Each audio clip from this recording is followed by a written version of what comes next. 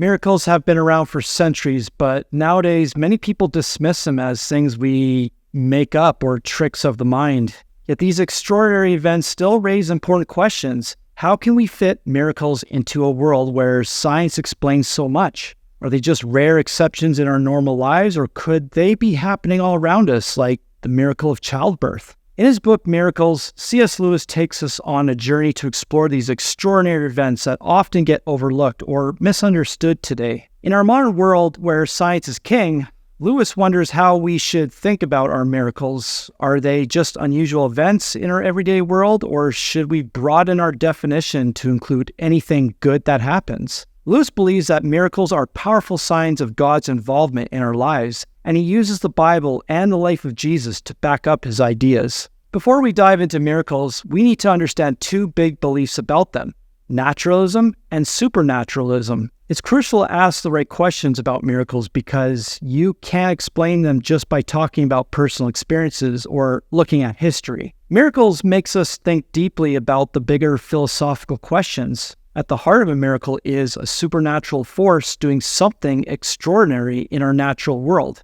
If everything is just part of nature, then miracles can't exist. Naturalists think that nature is all there is, and they don't limit reality to what we can see or measure. For them, nature is always changing within the boundaries of space and time. Supernaturalists, on the other hand, believe in something beyond nature, with God as the foundation for everything. This isn't just about believing in God or not. Naturalism can accept a God that's part of nature, while supernaturalism sees God as separate from nature. Supernaturalists see nature as just one part of a bigger picture and think that there might be more than one nature. But for naturalists, miracles are impossible because they don't see anything beyond nature. But here's the thing, even naturalism itself is a belief that can't be reduced to science. It believes that everything has a cause that came before it. However, some scientific discoveries have shown that things at the smallest level can be unpredictable, similar to flipping a coin.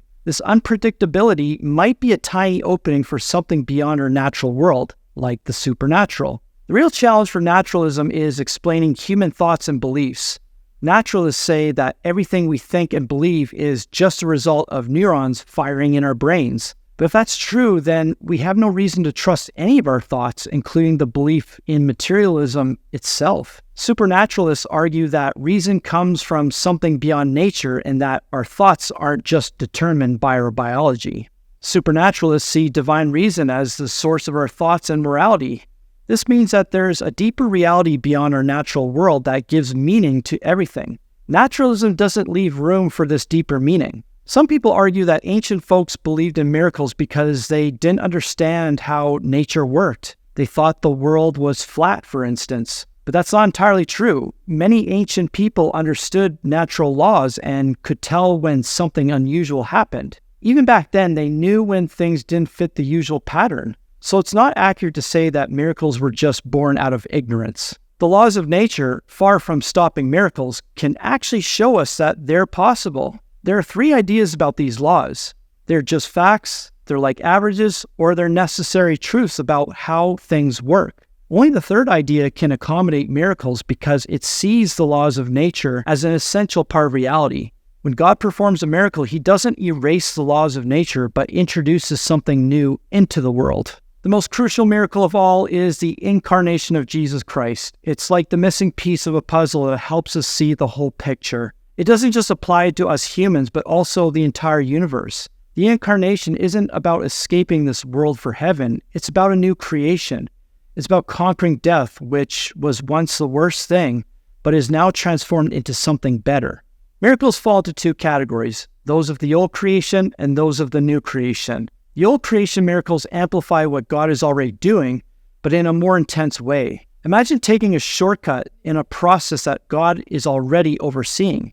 New creation miracles, on the other hand, point to a future where everything works differently. The resurrection of Jesus is a great example. What I've learned from reading this book is that miracles are still a hot topic in today's world. They challenge the dominant belief in naturalism and encourages us to consider a supernatural realm. Understanding how the natural and supernatural connect is key to making sense of miracles. The incarnation of Jesus Christ as the central miracle sheds light on the purpose and importance of all miracles, showing us the possibility of a new creation.